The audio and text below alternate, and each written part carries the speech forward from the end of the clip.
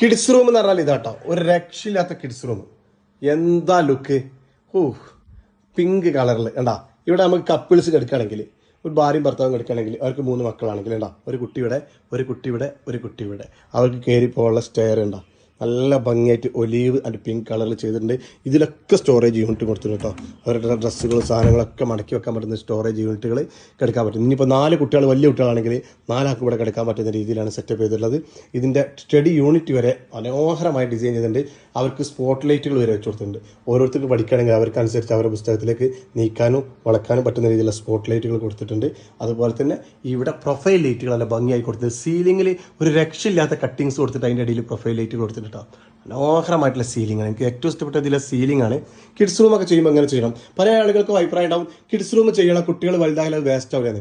കുട്ടികൾ വലുതായാലല്ലേ വേസ്റ്റ് ആവുള്ളൂ. കുട്ടികളുടെ കുട്ടിക്കാലം അവർ കുട്ടിയായിട്ട് തന്നെ ആസ്വദിക്കട്ടെ എന്ന് എൻ്റെ ഒരു അഭിപ്രായം.